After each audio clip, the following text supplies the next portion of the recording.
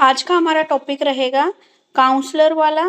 ठीक है, counsellor professional training of teacher in inclusive school. और फिर आपके इस यूनिट का लास्ट टॉपिक आ जाएगा आईसीटी वाला। ठीक है, तो काउंसलर वाला निकालिए अब।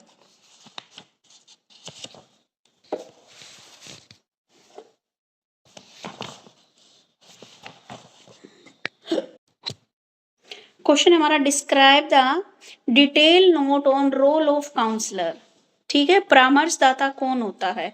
ठीक है, अगर हम सिंपल वर्ड में देखा जाए तो काउंसलर कौन होता है, जो बच्चों की काउंसलिंग करता है। ठीक है, मान लीजिए किसी बच्चे को कोई प्रॉब्लम होती है तो उससे वह पूछता है प्यार से अपने तरीके से कि भाई क्या प्रॉब्लम है। ठीक है, तो ऐसी रेगुलर काउंसलिंग या वीक में एक बार काउंसलिंग बच्चों की चलती रहती है। ठीक है, ताकि हमें पता लगता रहे कि कहाँ पे प्रॉब्लम है, कहाँ पे प्रॉब्लम नहीं है। ठीक है, तो आज हम सारा ही पूरा किसके बारे में पढ़ेंगे, काउंसलर के बारे में पढ़ेंगे कि काउंसलर का क्या रोल है, कौन होता है। ठीक है, तो जो हमारी काउंसलिंग की जो पूरी की पूरी जो प्रोसेस होती है वो हमारी काउंसलर के रोल काउंसलर के ऊपर डिपेंड करती है। ठीक है, यानी कि काउंसलिंग कितनी हमारी सक्सेस हुई है, नहीं हुई है, ये हमारी काउंसलर के ऊपर, उसके टैलेंट के ऊपर, उसकी नॉलेज के ऊपर और उसके पर्सपेक्टिव पर निर्भर करती है। ठीक है, काउंसलर का जो काम है उसका क्या है, जो भी पर्सनैलिटी है और जो भी उसके एट्रीब्यूट्स हैं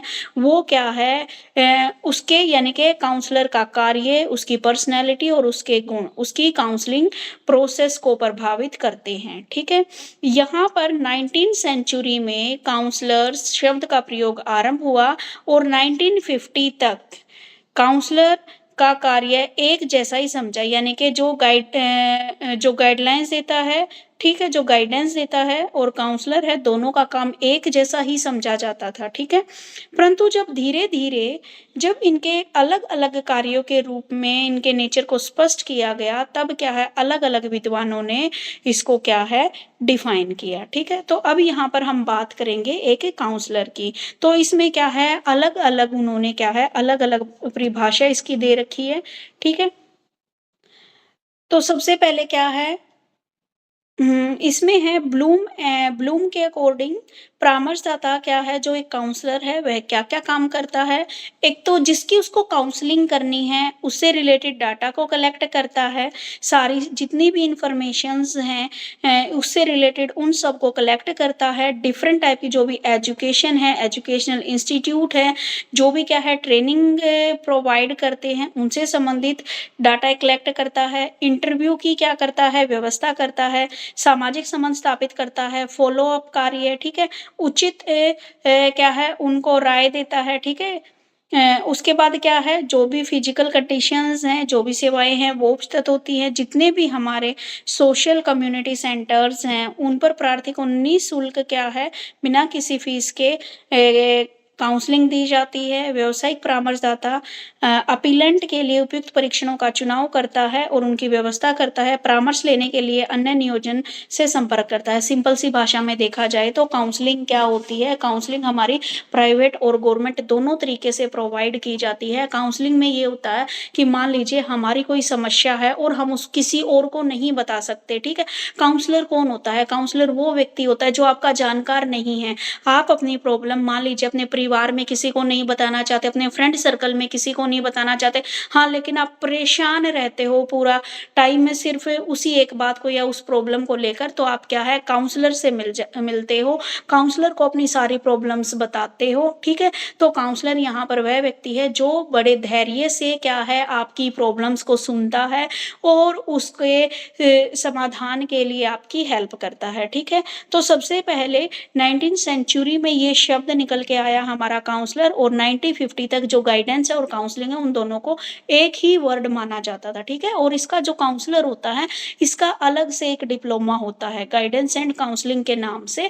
ठीक है, जो हमारी जामिया यूनिवर्सिटी कराती है, और अलग अलग भी होता होगा कहीं पे। ठीक है, तो ये काउंसलर का एक डिप्लोमा होता है और ये क्या है, लोगों की समस्याओं को समझते हैं। काउंसलिंग आप प्राइवेट और जो आपकी गवर्नमेंट है, गवर्नमेंट कम्युनिटी सेंटर्स भी होते हैं जहाँ पर आपको फ्री में काउंसलिंग दी जाती है, ठीक है। तो काउंसलर वह व्यक्ति होता है जो एक अपने अपीलेंट से, जो भी उसका एप्लीकेंट है, उसके बारे में डाटा को कलेक्ट करता है, सारी सूचनाएं को इकट्ठा करता है, कहाँ पे वो पढ़ता है, क्या क्या उसकी प्रॉब्लम्स हैं, ठीक है। और फिर क्या है, उसके बारे में उससे बात करता है और उसको समझाता है, ठीक है। तो ये काम क्या है, एक काउंसलर के होते हैं।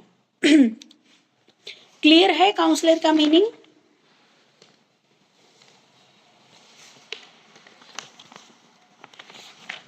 ओके बेटे, आगे चलते हैं। Qualities, qualification and characteristics of counselling, ठीक है।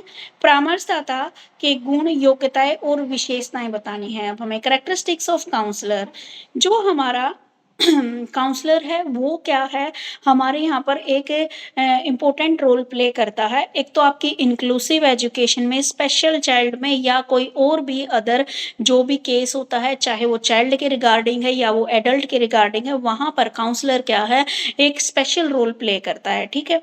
इसमें क्या है, इसमें जो परामर्शदाता है उसका कार्य उसकी पर्सनैलिटी एवं उसके जो भी एट्रीब्यूट्स है उससे प्रभावित होता है। यानी कि काउंसलर का जो काम है वो उसकी पर्सनैलिटी से, उसके अंदर कितनी नॉलेज है, कितना एक्सपीरियंस है, उससे क्या होता है, इफेक्ट होता है। तो सबसे पहले हम यहाँ पे बात करेंगे काउंसलर की क्वालिफिकेशंस के बारे में, ठीक है। व्यक्तिगत योग्यताएं यानी कि क्वालिटीज, क्वालिफिकेशंस, सबसे पहले बताई गई इसकी कौन कौन सी योग्यताएं हैं। इसके अंदर व्यक्तिगत योग्यताएं होती हैं, एक्सपीरियंस होता है और ट्रेनिंग। पर्सनल क्वालिटीज होती हैं, एक्सपीरियंस और ट्रेनिंग। तो सबसे पहली है पर्सनल क्वालिटीज, यानी कि इसके अंदर क्या है, एक तो क्या है, सोशल बिहेवियर इसका अच्छा होता है, क्योंकि भाई सोशल बिहेवियर अच्छा है तभी तो वह लोगों से बात कर पा रहा है। उसके अंदर इतने धैर्य है तभी तो वह इतने धैर्य से लोगों को सुन रहा है, ठीक है। एक तो सबसे पहली क्वालिटी क्या है इसके अंदर, कि इसका जो सोशल बिहेवियर है, इसका इंटरेस्ट है, लोगों के प्रति क्या है, इसका लगाव है, ठीक है। और इसे क्या है, दूसरों की आवश्यकताओं का भी क्या करता है, ये रिस्पेक्ट करता है, ठीक है, करता है या करती है जो भी है, ठीक है।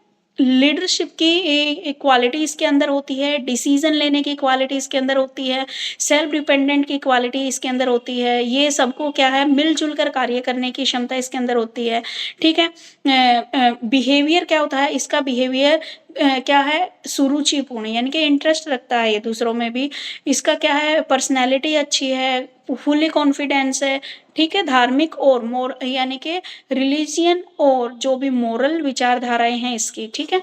तो ये इसकी पर्सनल क्वालिटीज बताई हैं। उसके बाद है इसका एक्सपीरियंस। एक्सपीरियंस, एक काउंसलर को जितना ज़्यादा एक्सपीरियंस होएगा वह उतना ही और अच्छे बेटर तरीके से काम करना शुरू कर देगा, ठीक है।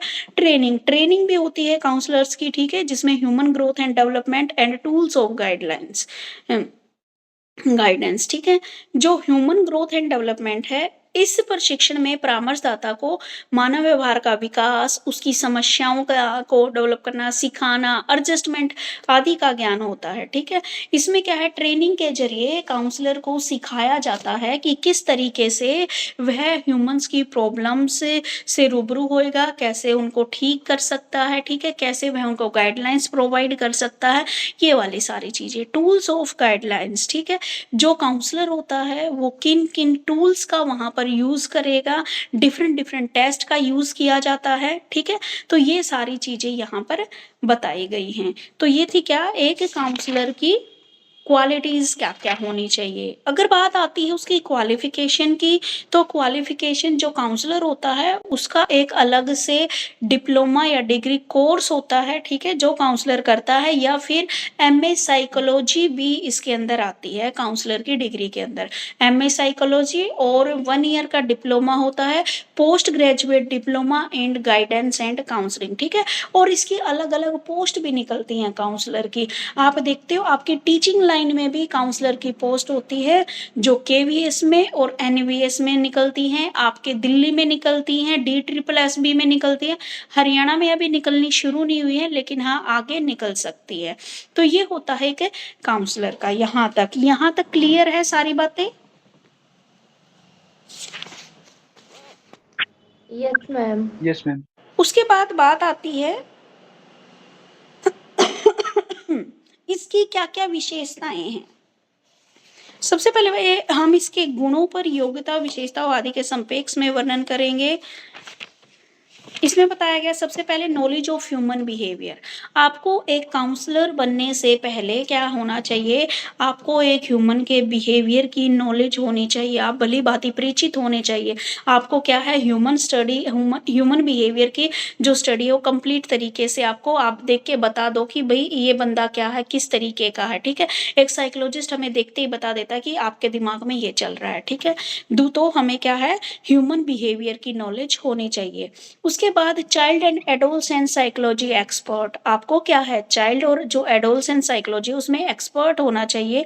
ठीक है, आपको क्या है, एक मैनुअल ऑफ एजुकेशन गाइडेंस में लिखा है कि काउंसलर के पास साइकोलॉजी में एमए और या तो साइकोलॉजी में पीएचडी या फिर साइकोलॉजी का जो भी डिप्लोमा है वो इसके पास होना चाहिए।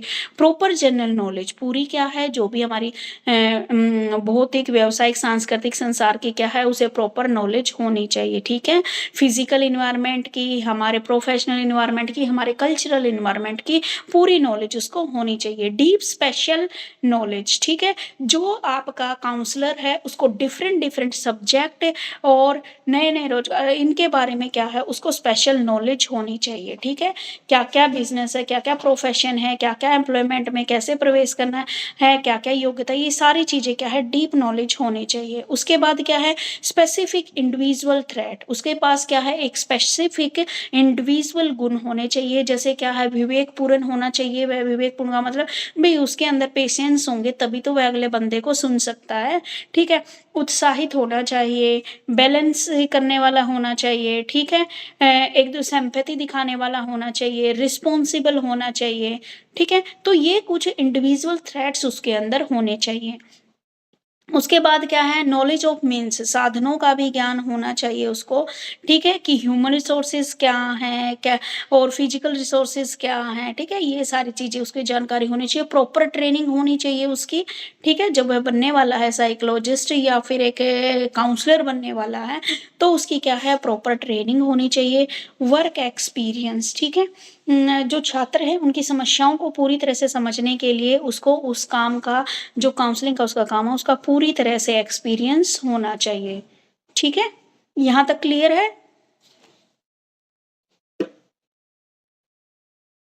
Yes ma'am. और कुछ नहीं है, ये काउंसलर वाला जो कोर्स होता है ना। चलिए, उसके बाद और क्या क्या है, कुछ एक दो और भी बताया गया है। इनका एथिकल बिहेवियर होना चाहिए, फ्लेक्सिबिलिटी होनी चाहिए, इंटेलेक्चुअल कॉम्पिटेंसी इनके अंदर होनी चाहिए, एक्सेप्टेंस की भावना इनके अंदर होनी चाहिए, अंडरस्टैंडिंग की भावना होनी चाहिए और सेंसिटिविटी इनके अंदर होनी चाहिए, संवेदनशीलता। ठीक है, ये कुछ अदर भी एप्टीट्यूड है जो इनके बिहेवियर में, इनके एटीट्यूड में ये चीजें भी शामिल होनी चाहिए। ठीक है, तो ये था काउंसलर का छोटा सा आपका topic. Clear everyone? Yes ma'am. उसके बाद है इसी पॉइंट का एक लास्ट टॉपिक आपका, professional training of teachers in inclusive school.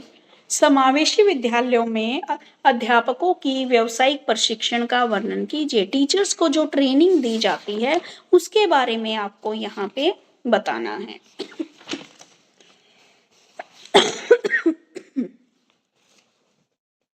ये आ जाता है in service education pre service. देखिए भाई, अब टीचर ट्रेनिंग की यहाँ पे बात हो रही है या फिर टीचर एजुकेशन भी इसको आप बोल सकते हो।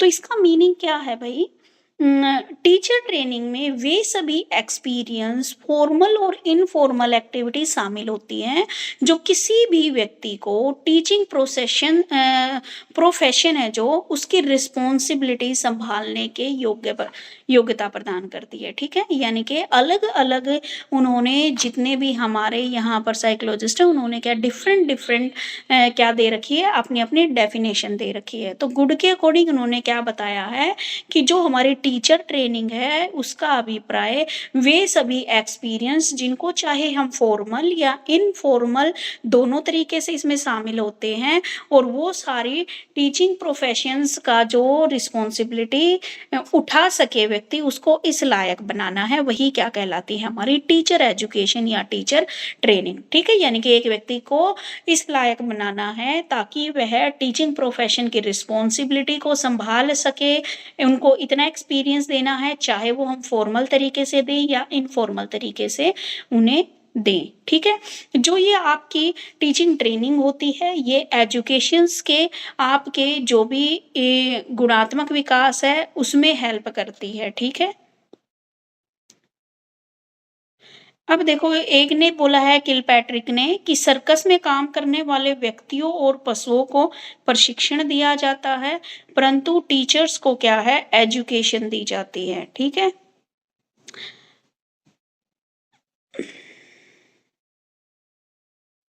अब देखिए जो ट्रेनिंग है आपकी या जो टीचर एजुकेशन है, ठीक है, उसको क्या है यहाँ पर दो तरीके से दिया जाता है। एक तो होता है प्री सर्विस एजुकेशन, सेवा पूर्व शिक्षा, और एक होती है इन सर्विस एजुकेशन। ये जैसे आप जो ले रहे हो ये है प्री सर्विस एजुकेशन, अभी आपकी जॉब नहीं लगी है लेकिन आप टीचर बनना चाहते हो, इसलिए आप क्या है बैचलर ऑफ एजुकेशन बीएड कर रहे हो। ठीक है, तो इसको बोलते हैं प्री सर्विस एजुकेशन। जब एक व्यक्ति इस प्रोफेशन में आना चाहता है, इन फ्यूचर टीचर बनना चाहता है, तो वह जो एजुकेशन ग्रहण करता है उसका मेन ऑब्जेक्टिव क्या है, अपनी टीचिंग स्किल्स को डेवलप करना, तो वो क्या कहलाती है हमारी प्री सर्विस एजुकेशन कहलाती है। ठीक है, और एक आती है इन सर्विस एजुकेशन। जब आप गवर्नमेंट टीचर बन जाते हो तो आप गवर्नमेंट टीचर या प्राइवेट टीचर जो भी आप बन जाते हो आगे, तो उनकी क्या होती है, ट्रेनिंग होती है। ठीक है, गवर्नमेंट टीचर्स की डाइट में होती है और जो प्राइवेट टीचर्स होते हैं उनको सीबीएसई प्रोवाइड कराती है ट्रेनिंग। ठीक है, तो इन सर्विस एजुकेशन में जब आप टीचर बन जाते हो, ठीक है, तो इसका मेन ऑब्जेक्टिव अब यहाँ पर ये आ जाता है कि जो आप प्रोफेशन आपने चुना है उसमें क्या है, आपकी स्किल डेवलप हो, आपकी एफिशिएंसी डेवलप हो, उसके लिए आपको इन सर्विस एजुकेशन दी जाती है। ठीक है, ये आपका 1 वीक का प्रोग्राम होता है, और जो इन सर्विस दौरान जो भी एजुकेशन या ट्रेनिंग दी जाती है वो आपकी या तो समर वेकेशन में दी जाती है या फिर विंटर वेकेशन में दी जाती है। ठीक है, तो यहाँ तक क्लियर है? Yes, ma'am. ठीक है, उसके बाद बात आती है need and importance of teacher education. हमें टीचर एजुकेशन की जरूरत क्यों पड़ी? ठीक है, एक टाइम था जब लोग कहते थे कि teachers are by birth, they can not be formed. ठीक है, ये माना जाता था कि अध्यापक जन्म से ही होते हैं, बनाए नहीं जाते, लेकिन ये धारणा बिल्कुल गलत है। टीचर क्या है, हाँ हो सकता है किसी बच्चे में बाय बर्थ ये गुण आ जाए कि उसको पढ़ाना अच्छा लगता हो, हाँ, लेकिन हम एट प्रेजेंट टाइम हम क्या है, टीचर एक प्रॉपर एजुकेशन के द्वारा हम टीचर बन सकते हैं। ठीक है, तो ये जो था पहले का जो एक फैक्ट दिया था जो भी कि टीचर जन्म से होते हैं, बनाए नहीं जाते, ये बिल्कुल गलत है। ठीक है, अब क्या है, टीचर बनाए भी जाते हैं। अब क्या है, हमें क्यों जरूरत है टीचर एजुकेशन की? टीचर एजुकेशन की क्या है, एक तो टीचर का क्या है, टीचर समाज में रहता है, उसकी बहुत सारी रिस्पॉन्सिबिलिटी होती हैं। ठीक है, उन रिस्पॉन्सिबिलिटीज को वह आसानी से उठा सके और अपनी ओवरऑल डेवलपमेंट, क्योंकि वो रिस्पॉन्सिबल होगा, उसके अंदर स्किल्स होंगी, तभी तो क्या है वह बच्चों को स्किल्स, बच्चों की स्किल्स को डेवलप कर पाएगा। ठीक है, तो हमें क्या है, एक टीचर बच्चे के बारे में भी पूरी तरह से जान जाए, खुद के बारे में भी, खुद उसकी क्या क्या कैपेबिलिटीज हैं, ठीक है, उनको और डेवलप करे। इसी के लिए हमें क्या है, टीचर एजुकेशन की जरूरत है। ठीक है, तो इसमें हम किन किन चीजों को ऐड करते हैं, तो सबसे पहली बात आती है नॉलेज ऑफ चाइल्ड साइकोलॉजी। ठीक है, एक टीचर को ये पता होना चाहिए कि एक बच्चा किस ढंग से सीख सकता है। ठीक है, उसको चाइल्ड साइकोलॉजी के बारे में पूरी नॉलेज होनी चाहिए कि बच्चे को मैं किस ढंग से पढ़ा सकता हूँ, हूँ, किस तरीके से उसको मोटिवेट कर सकता हूँ, किस तरीके से बच्चे को मैं क्या है हीन भावना होने से बचा सकता हूँ। तो इसके लिए पहले टीचर को चाइल्ड साइकोलॉजी की क्या होनी चाहिए, नॉलेज होनी चाहिए। जैसे आपने लास्ट फर्स्ट ईयर में एक सब्जेक्ट पढ़ा चाइल्डहुड एंड डेवलपमेंट वाला, तो वो क्या है आपकी चाइल्ड साइकोलॉजी है, जो आपको बताती है कि एक बच्चा कैसे बिहेवियर करता है डिफरेंट डिफरेंट स्टेजेज में। ठीक है, तो एक टीचर बनने से पहले आपको चाइल्ड साइकोलॉजी की पूरी नॉलेज होनी चाहिए। उसके बाद है knowledge of teaching and learning. आपको क्या है टीचिंग और लर्निंग की भी पूरी नॉलेज होनी चाहिए। आपने फर्स्ट ईयर में ही पढ़ा था, सेकंड बुक थी आपकी टीचिंग एंड लर्निंग वाली, जिसमें आपने पढ़ा था टीचिंग क्या होती है, लर्निंग क्या होती है, टीचर कौन होता है, लर्नर कौन होता है। ठीक है, तो इसके बारे में क्या क्या स्टाइल्स आप यूज करते हो, ठीक है, कौन कौन सी शैलियां आप अपनाते हो, क्या क्या प्रिंसिपल हैं टीचिंग लर्निंग प्रोसेस के, ये सारी चीजें एक टीचर को पता होनी चाहिए। उसके बाद क्या है नॉलेज ऑफ ऑर्गेनाइजिंग गाइडेंस। ठीक है, निर्देशन को संगठित करने वाला टीचर क्या है, टीचर एजुकेशन टीचर को विद्यालय में किस प्रकार आपको एक सक्सेसफुल ऑर्गेनाइजेशन देना है, इसमें सहायता करता है। ठीक है, किस कार्यक्रम को किस तरीके से ऑर्गेनाइज करना है, ये भी नॉलेज एक टीचर को होनी चाहिए। टू क्रिएट एक तो क्या है उसको अपनी फैसिनेशन, ठीक है, to create fascination in teaching process, शिक्षण में आकर्षक पैदा करना, यानी कि आपका टीचर ऐसा होना चाहिए जो टीचिंग में आपका इंटरेस्ट क्रिएट कर सके। ठीक है, नहीं तो क्या है बच्चों को जो टीचिंग है वो क्या है वो अच्छी टीचिंग का पढ़ना बच्चों को क्या है अच्छा नहीं लगता, उनको क्या है नीरस लगने लग जाता। तो हमें एक टीचर के अंदर ये क्रिएटिविटी ये एबिलिटी होनी चाहिए ताकि वह अपनी टीचिंग को और इंटरेस्टिंग और आकर्षक बना सके, ताकि बच्चे बोले कि हमें तो इसी टीचर से पढ़ना है। ठीक है, उसके बाद क्या है training is the prerequisite to better planned education. प्रशिक्षण सुनियोजित शिक्षा की पहली आवश्यकता है। अब क्या है ट्रेनिंग भी आपको दी जानी चाहिए ताकि आपकी जो एजुकेशन है वो बेटर चले, आपका जो ऑब्जेक्टिव्स है जो आप प्रयास कर रहे हो उसको आप क्या है एक प्लान्ड तरीके से उसको समझे और आगे अपने, क्योंकि आपको भी आगे प्लानिंग करनी है। जब आप टीचर बनोगे तो आपको भी प्लानिंग करनी है एजुकेशन के रिगार्डिंग कि आज मुझे क्या करना है, जैसे आप लेसन प्लान बनाना सीखते हो। ठीक है, उसके बाद क्या है knowledge of organize to curriculum activity. ठीक है, आपको क्या है कौन कौन सी कैरिकुलम एक्टिविटीज शामिल करनी है उन सब की नॉलेज होनी चाहिए। सबसे पहले आपको पता होना चाहिए, आपने लास्ट ईयर पढ़ा था कैरिकुलम एक्टिविटी क्या होती है, और दूसरी क्या थी भाई नॉन कैरिकुलम। करिकुलर और को करिकुलर, हाँ करिकुलर और को करिकुलर मैम। हाँ जी ठीक है, ये दोनों टाइप की एक्टिविटी आपने लास्ट ईयर पढ़ी थी, तो आपको इनके बारे में पूरी नॉलेज होनी चाहिए कि ये होती क्या है। उसके बाद क्या है आपकी all round development of a teacher, और एक टीचर का क्या है ऑल राउंड डेवलपमेंट होनी चाहिए, यानी कि आपकी पर्सनल और इंडिविजुअल क्वालिटीज आपके अंदर होनी चाहिए, यानी कि आप ऐसे हो जो औरों को मोटिवेट करने वाले हो, आपका उदारवादी दृष्टिकोण है, यानी कि क्या है आप पॉजिटिव पर्सपेक्टिव वाले होने चाहिए, आपके अंदर हैबिट अच्छी होनी चाहिए। अगर देखो आपके अंदर गंदी हैबिट है तो आपका जो स्टूडेंट है वो भी देखकर वही हैबिट सीखता है। ठीक है, तो आपके अंदर क्या है एक टीचर की ओवरऑल डेवलपमेंट के अंदर उसकी पर्सनल और इंडिविजुअल क्वालिटीज भी आती है, उसका इंटेलेक्चुअल लेवल कैसा है, ठीक है, उसकी इंटेलेक्चुअल आईक्यू लेवल कैसा है, और क्या है भाई वोकेशनल रिक्वायरमेंट, सोशल एडजस्टमेंट की भावना भी उसके अंदर होनी चाहिए, कल्चरल एंड एकेडमिक बैकग्राउंड्स। ठीक है, उसको कल्चर की भी और एकेडमिक बैकग्राउंड उसका कैसा है, ठीक है, उसको सारे कल्चरल्स की का भी नॉलेज होनी चाहिए। ठीक है, तो ये बताया गया है कि एक ये इम्पोर्टेंस है और नीड्स है टीचर एजुकेशन की। ठीक है, क्लियर एवरीवन, ये तो तुम लोगों से ही रिलेटेड है, जल्दी समझ में आ ही गया होगा। Yes ma'am. अब देखो भाई ऑब्जेक्टिव क्या है, आपको एजुकेशन प्रोवाइड करना है, आप टीचर बनने वाले हो, इसका क्या उद्देश्य है कि सरकार आपको बीएड क्यों करा रही है, भाई आप बीए करने के बाद टीचर क्यों नहीं बन जाते। तो इसका कुछ ऑब्जेक्टिव है, क्या ऑब्जेक्टिव है, एक तो टीचर को जो मॉडर्न जो मेथड हैं, ठीक है, टीचिंग के जो मेथड है उनसे अवगत कराना है, ठीक है। एजुकेशन साइकोलॉजी क्या होती है, अब देखो हमने बीए की, एमए की, हमने साइकोलॉजी नहीं पढ़ी, आपने चाइल्ड साइकोलॉजी भी, चाइल्डहुड डेवलपमेंट जो भी पढ़ा वो आपने यहाँ पे पढ़ा, टीचिंग लर्निंग आपने इस कोर्स में आके पढ़ा, ठीक है। तो सबसे पहले आपको टीचिंग के मेथड्स को सिखाने के लिए, एक मिनट बेटे, हाँ ओके तो कहाँ पे थे बेटा हम, ऑब्जेक्टिव ऑफ टीचिंग एजुकेशन, ठीक है। क्या ऑब्जेक्टिव है आपको ये बीएड कराने का, क्या उद्देश्य है गवर्नमेंट का, तो सबसे पहला ऑब्जेक्टिव आपको जो भी टेक्निक्स हैं कि किस मेथड से आपको बच्चों को पढ़ाना है ये सिखाया जाता है, बिल्कुल सही। आपने लास्ट ईयर पढ़ा था कि किस किस मेथड से हम बच्चे को पढ़ा सकते हैं, ठीक है, पढ़ा था या नहीं पढ़ा था? Yes ma'am. Yes ma'am.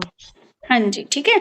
दूसरी और क्या चीज पढ़ी आपने, एजुकेशनल साइकोलॉजी की नॉलेज आपको हुई, चाइल्ड साइकोलॉजी की नॉलेज देने के लिए आपको क्लास को कैसे मैनेज करना है, कौन कौन से एजुकेशन के यानी कि टीचिंग के क्या क्या प्रिंसिपल्स होते हैं इनकी जानकारी देने के लिए, ठीक है। और क्या ऑब्जेक्टिव हो सकता है भाई,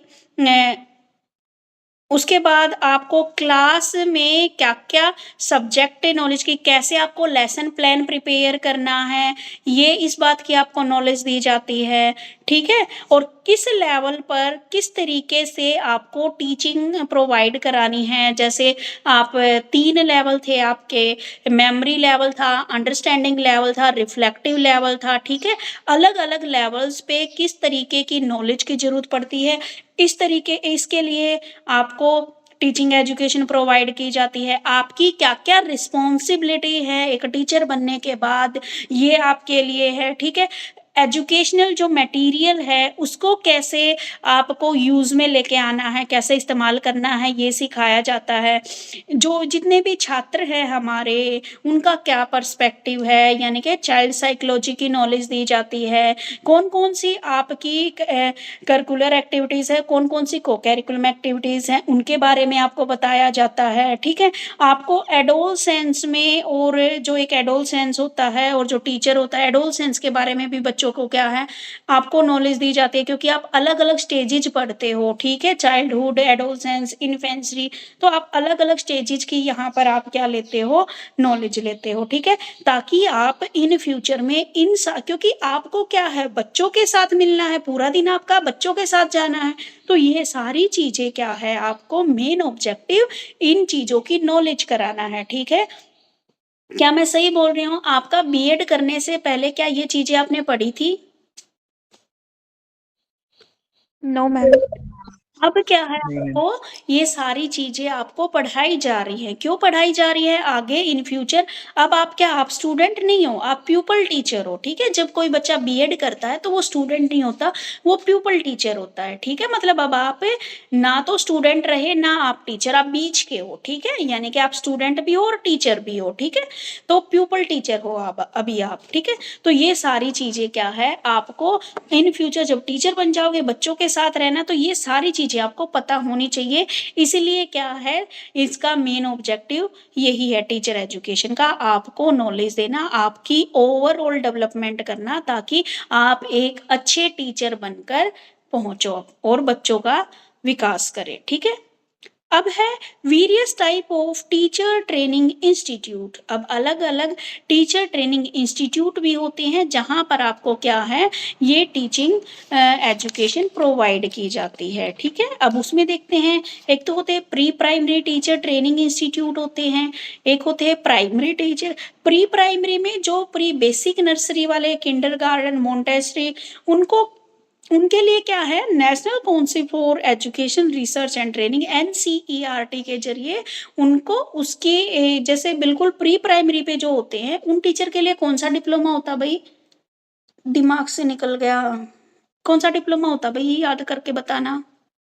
मैम कुछ एनटीटी, कुछ हाँ हाँ एनटीए, हाँ कुछ हाँ हाँ, है ना, उस तरह एनटीटी से का, कुछ होता है। हाँ जी, ठीक है। एलिमेंट्री एजुकेशन के लिए उनका एनटीटी का डिप्लोमा होता है, प्री प्राइमरी के लिए। फिर प्राइमरी की बात आती है तो प्राइमरी में प्राइमरी के लेवल पर आपको 1 मिनट रुकना बेटा। ठीक है, उसके बाद प्राइमरी लेवल पे जब आप आते हो तो प्राइमरी पे आप फर्स्ट से फिफ्थ तक के बच्चों को आप टीच करते हो, तो उसके लिए इन्होंने बताया कि आपको DElEd, diploma in elementary education, कहीं कहीं पर इसको जेबीटी बोल दिया जाता है, कहीं पर इसको बीएसटीसी बोल दिया जाता है और कहीं पर डीएलएड बोल दिया जाता है। ठीक है, तो ये डिप्लोमा आपको करना पड़ता है। उसके बाद क्या है, training school for under graduate teachers. ठीक है, अंडर 2 साल का ये इसमें कुछ डिप्लोमा बताया गया है।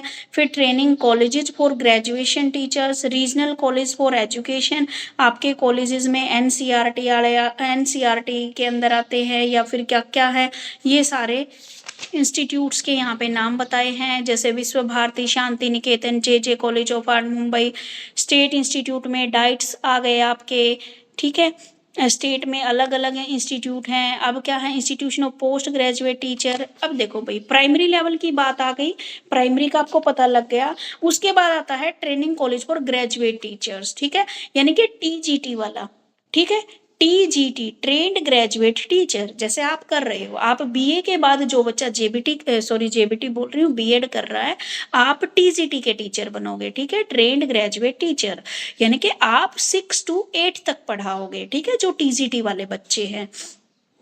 उसके बाद आता है आपके पीजीटी वाले। ठीक है, post graduate teacher, PGT, post graduate teacher, इनके लिए क्या है, आपको एमए और चाहिए होती है। जो बच्चे एमए के बाद यहाँ पे कर रहे हैं बीएड, तो वो क्या है, वो टीजीटी के लिए भी अप्लाई कर सकते हैं और पीजीटी के लिए भी अप्लाई करते हैं।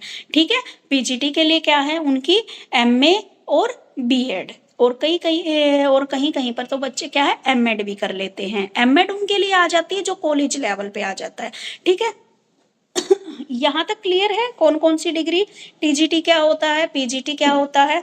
अब उसके बाद आती है एज ए लेक्चरर की पोस्ट। लेक्चरर की पोस्ट जैसे जो जेबीटी वालों को पढ़ाता है उसके लिए होती है एमएड। ठीक है, एमएड, और उसके बाद जो और अदर जैसे ग्रेजुएशन वालों को पढ़ाते हैं उनके लिए वो मांगते हैं नेट क्वालिफाई।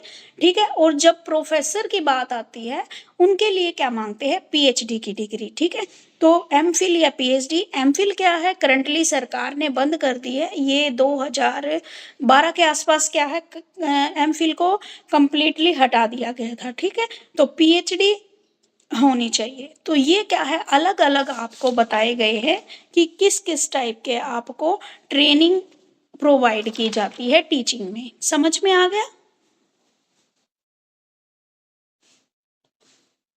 ठीक है। Yes ma'am. Yes, ma'am.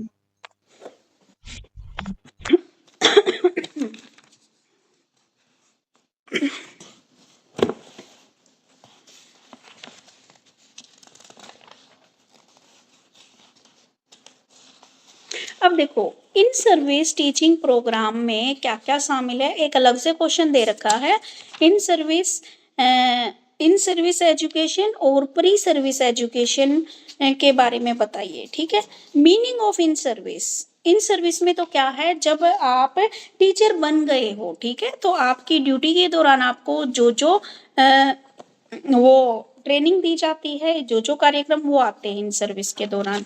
तो इन सर्विस में कौन कौन से प्रोग्राम के जरिए आप लोगों को ट्रेनिंग दी जाती है, एक तो सेमिनार्स होते हैं आपके, वर्कशॉप होती हैं, रिफ्रेशर कोर्स कराए जाते हैं, स्टडी ग्रुप कॉन्फ्रेंस होती है, स्कूल प्रोग्राम होते हैं, experimental school, correspondence course, various program, school program. Good morning ma'am. Good morning बेटे, गुड आफ्टरनून बेटे। Sorry ma'am. कोई बात नहीं बेटे।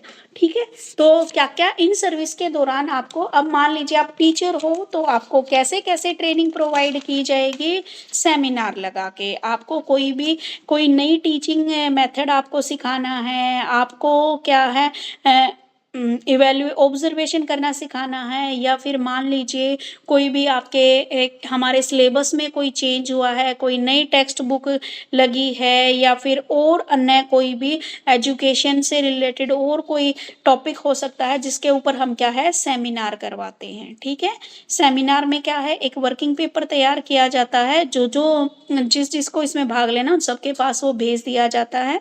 ठीक है, और यहाँ पर क्या होता है, लोग आपस में विचार विमर्श कवर्स करते हैं वर्क सेमिनार के दौरान, ठीक है। जो जो नई चीज़ें आई हैं या उनके ऊपर वो हमें बताते हैं। जो जो रिपोर्ट हैं उनको भी कमेटीज़ की जो जो रिपोर्ट है उनके बारे में बताया जाता है। किस तरीके से हम सुधार कर सकते हैं ये भी चीज़ें यहाँ पर बताई जाती है। उसके बाद क्या है आपके वर्कशॉप लगाई जाती है, सेमिनार होता है आपका, मान लीजिए 1 ही दिन का हो गया, 2 घंटे का हो गया, ये सेमिनार हो गया। वर्कशॉप आपकी या तो 2 डेज़ की, कम से कम 2 डेज़ की होती है और मैक्सिमम आपकी 7 डेज़ की होती है वर्कशॉप, ठीक है। दोनों का पैटर्न एक जैसा ही है, ठीक है।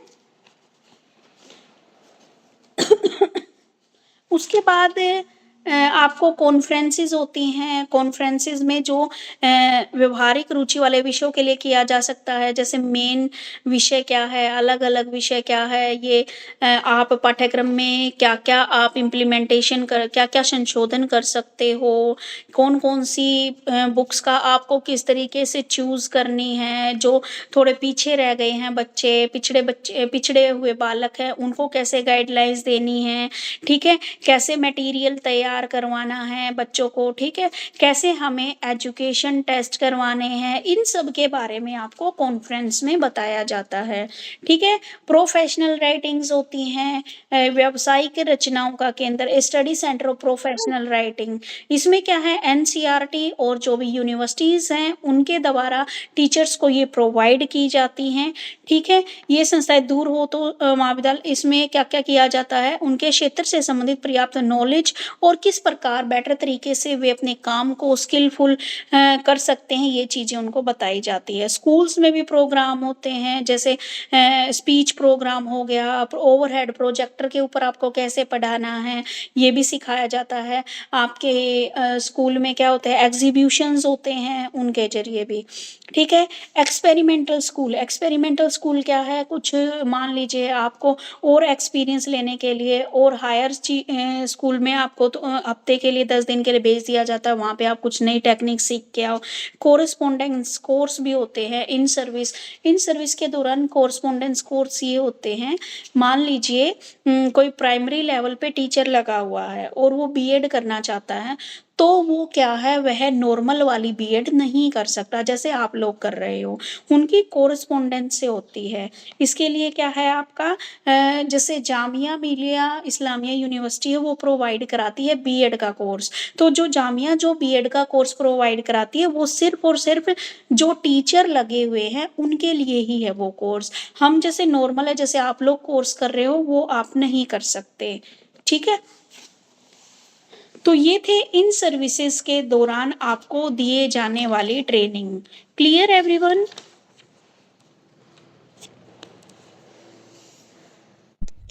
Yes, ma'am.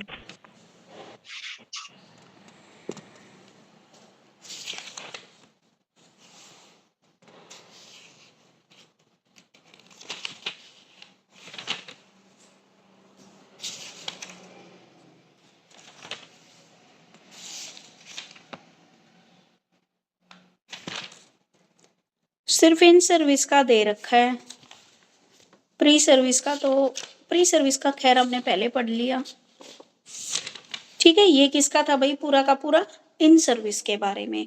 प्री सर्विस के बारे में अभी से पहले जो पढ़ा रहे थे कि आप क्या क्या पढ़ते हो, क्या ऑब्जेक्टिव है, यानी कि टीचर बनने से पहले आपको कैसे टीच किया जाता है, पढ़ाया जाता है, कैसे ट्रेनिंग प्रोवाइड की जाती है।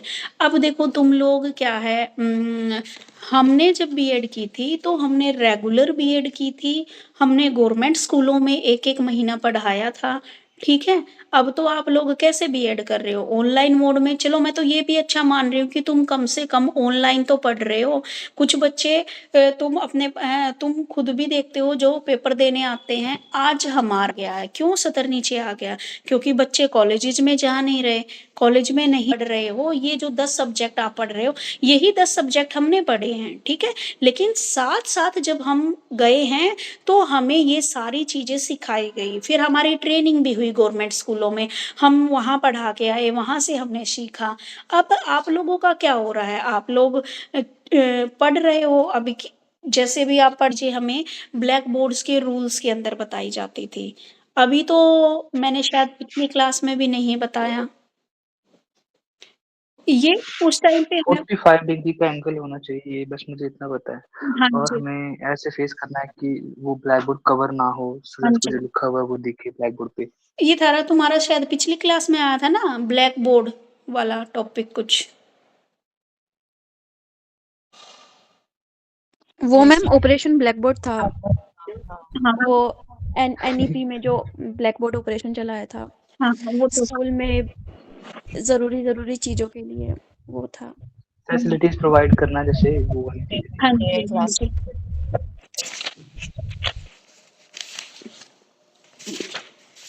ठीक है भाई, अब एक टॉपिक रह गया आपका, adaptive technology in inclusive setup, use of ICT. Use of ICT आपने लास्ट ईयर भी किया था ना, information communication technology. Yes ma'am. उसका क्या यूज है ये ना आप मंडे को पढ़ के आओगे, यूज ऑफ आईसीटी। तुम लोगों से ही पूछूंगी मैं। बाकी के 2 टॉपिक रह गए वो मैं कराऊंगी, अडेप्टिव टेक्नोलॉजी वाला और equipments and other technology for different disabilities के रिगार्डिंग। अब मेरी बुक के अकॉर्डिंग 2 ही क्वेश्चन, 3 ही क्वेश्चन बचे हैं, ठीक है। मंडे को आपकी ये बुक कंप्लीट हो जाएगी, ट्यूसडे को मैं तुम्हारा टेस्ट लूंगी। अब टेस्ट के लिए टॉपिक तुम लोग बता दीजो, आप लोग बताइए कौन सी यूनिट का टेस्ट लूं। और 1 तारीख से मैं नई बुक स्टार्ट कराऊंगी आपकी।